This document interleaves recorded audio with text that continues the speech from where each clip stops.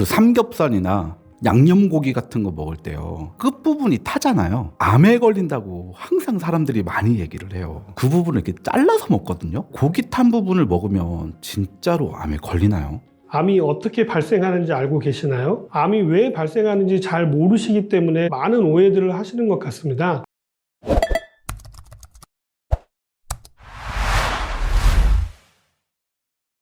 암이라고 하는 것은 우리 유전자가 돌연변이를 일으켜서 만들어진 세포를 암이라고 합니다. 유전자 돌연변이는 얼마든지 일어날 수 있습니다. 아무리 건강하신 분이시더라도 유전자 변이는 하루에도 수천 번 이상 발생한다고 합니다. 다시 말씀드리면 누구나 암세포가 하루에 수천 개 이상 만들어지고 있다는 이야기죠. 암세포는 무서운 것일까요? 암세포 자체는 무섭지는 않습니다. 우리 몸에서 매일 만들어질 수 있기 때문이죠. 다만 여러 가지 이유에 의해서 유전자가 돌연변이를 일으킨 세포인 거죠. 문제는 이 암세포가 많아지거나 아니면 여기저기에 돌아다니는 것, 전이가 문제가 된다라고 이야기하는 것입니다. 원래 우리 몸에는 유전자 변이를 막는 프로그램이 있습니다. 하루에 수천 개 이상 암세포가 만들어진다고 해도 이게 암으로 발전하지 못하는 이유가 여기에 있는 것이죠. 우리 몸의 유전자 돌연변이를 억제하거나 잘못된 유전자를 복구하거나 좀 더 적극적으로 돌연변이된 세포를 제거하는 시스템이 이미 우리 몸 안에 있습니다. 이러한 시스템을 크게 우리가 면역이라고 부를 수가 있는데요. 우리 몸에 암세포가 만들어진다고 해도 암에 걸리지 않게 되는 이유가 바로 이러한 시스템이 우리 몸 안에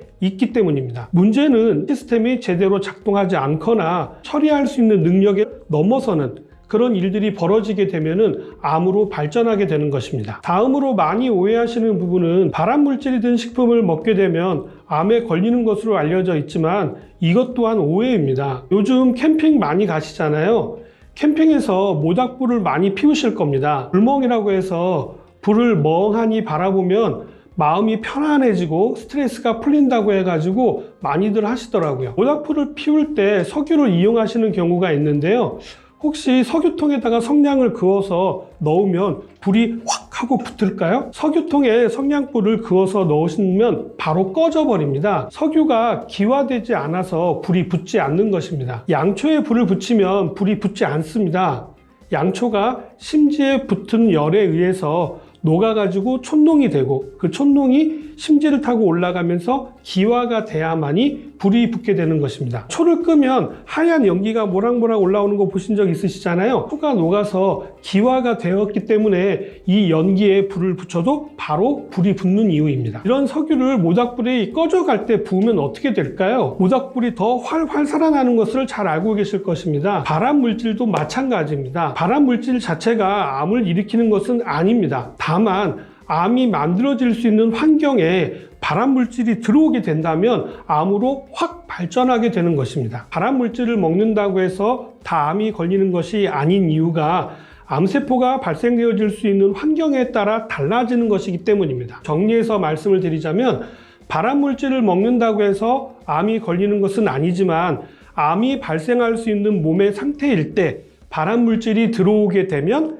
암이 발생할 확률이 높아진다고 보시는 것이 맞는 것입니다. 암을 예방하기 위한 첫 번째 방법으로는 건강한 몸 관리를 하시는 것이 가장 중요합니다. 다음으로 암을 예방하기 위해서 중요한 두 번째 부분은 면역 관리겠죠. 복구 시스템이 잘 유지된다면 암으로 발전하지 않을 것이고 혹 암이 발생한다 하더라도 면역 시스템이 잘 발달되어 있다면 전이가 되지 않기 때문에 크게 문제가 되지 않는다는 것이죠. 그래도 먹는 것을 주의하지 않을 수가 없을 텐데요.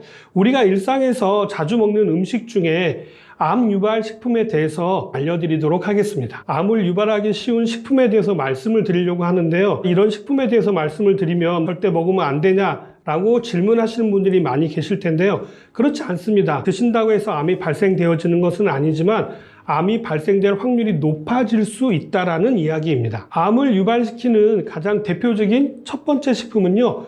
유전자 변형 식품입니다. 일명 GMO 식품이라고 하는 것입니다. 이 부분은 그렇다 아니다 의견이 분분하지만 이런 식품들은 생식 기능이 없어서 땅에 심는다고 해서 싹이 나지만 열매가 맺히지는 않습니다. 단순히 수확량 자체를 늘리기 위해서 병충해라든지 기후에 강한 종자로 유전자를 변형했기 때문입니다. 유전자 변형 식품에는 또 다른 문제가 있습니다. 유전자 조작 식품에 있는 화학 물질이 암을 일으킨다고 하는 보고가 있습니다. 프랑스의 칸 대학 연구팀의 발표에 따르면요, 실험용 쥐에다가 유전자 조작 옥수수를 약 2년 동안 먹인 결과 쥐에서 약 50에서 많게는 80%의 종양이 발생했다고 합니다. 몸이 붓는 부종을 비롯하여서 간 부종, 내장 위축, 암컷의 조기 사망뿐만 아니라 암과 자폐 유발, 각종 종양들을 일으킨다는 것으로 알려져 있습니다. 특히 우리나라의 경우 GMO 식품 원료가 엄청나게 많이 수입되고 있다는 사실 알고 계신가요? GMO로 만들어진 식품에 GMO 표기사항을 의무화하지 않고 있습니다. GMO 표기는 의무화해서 사 먹는 사람들이 개인 의견에 맡기는 것이 어떨까 생각하고 있습니다. 우리 주변의 GMO 식품들은요, 주로 콩으로 만들어진 식용유라든지 아니면 고추장, 된장과 같은 장류가 가장 대표적이고요. 옥수수의 경우는 과자나 팝콘의 경우가 여기에 해당된다고 봅니다. 커피 드실 때라든지 아니면 음료수 드실 때 첨가되어지는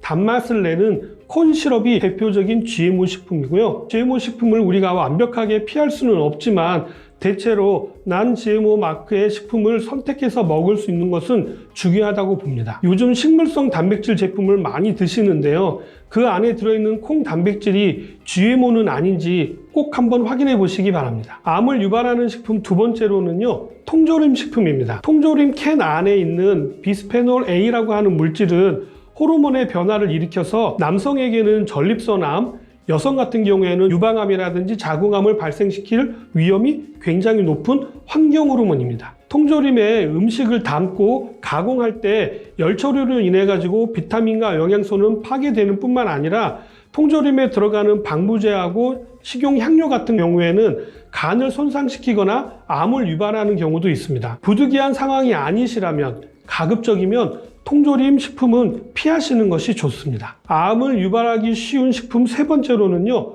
육가공 식품입니다. 이미 세계보건기구에서 1급 발암물질로 지정한 성분이 들어가 있는 식품인데요, 햄이나 소세지나 베이컨 같은 육가공 식품입니다. 육가공 식품을 만들 때 들어가는 아질산 나트륨이라고 하는 성분이 있는데요, 방부의 역할도 해줄 뿐만 아니라 색을 붉게 해주어서 약간 먹음직스럽게 해주기 때문에 사용되는 원료입니다. 이러한 아질산 나트륨이 우리 체내에 들어오게 되면요, 니트로사민이라고 하는 발암물질로 바뀌기 때문에 위암을 일으키는 1급 발암물질로 규정하고 있는 것입니다. 다행히도 유통과 포장기술의 발전으로 이 아질산 나트륨 첨가하는 양이 점점점 줄어들고 있고 넣지 않는 육가공 식품들이 나오고 있기 때문에 잘 선별해서 구매하시고, 가급적이면 붉은색을 띠는 육가공 식품은 피하시는 것이 좋습니다. 암을 유발하기 쉬운 식품 네 번째로는요, 당분이 많이 들어간 음료수입니다. 커피를 비롯하여서 과일 주스나 탄산음료 등을 말하는데요, 파리 국립보건 및 의학연구소에서 진행한 연구 결과에 따르면요,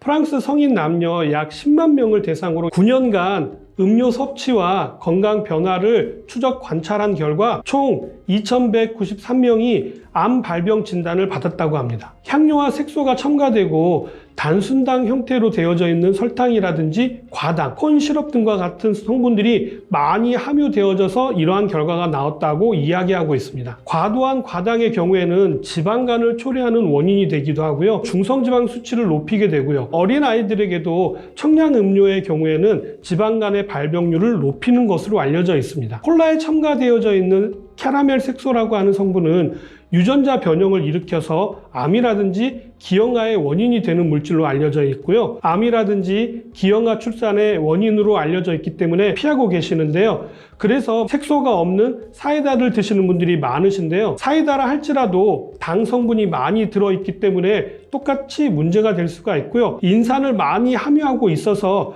칼슘의 배설을 촉진하여서 골다공증이라든지 아니면 충치의 원인이 되기도 합니다. 다음으로는 탄 고기입니다. 고기를 굽는 과정에서 고기가 타게 되면은 발암 물질인 벤조피렌이 발생하게 됩니다. 고기를 직접 굽지 않고 훈연을 시켜도 만들어지는 경우가 있습니다. 고기를 구우면 생기는 연기에도 벤조피렌이 함유되어 있어서 되도록이면 고기를 구울 때 환기를 주기적으로 해주는 것은 중요합니다. 고기가 타서 생성된 벤조피렌은 기름을 타고 고기 전체에 퍼지기 때문에 탄 부위만 잘라냈다고 하더라도 피해갈 수 없는 부분입니다. 물론 직접 드시는 것보다는 조금 낫겠지만요. 벤조필에는 주로 단백질과 지방이 함유된 육류나 생선이 탈 때 발생하지만 누룽지와 같은 식물이 탈 때도 소량 발생되어지는 것으로 알려져 있습니다. 질문하셨던 것처럼 탄 고기를 드실 때는 그 부위를 잘라서 드시는 것들은 아주 잘하고 계시는데요.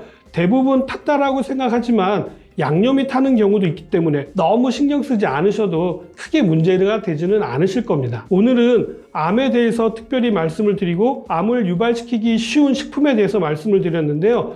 암에 대해서는 두 가지를 기억하셔야 됩니다. 첫 번째는 암은 외부의 어떤 환경에 의해서 만들어지는 것이 아니라 내부 환경에 의해서 만들어진다는 사실이고요.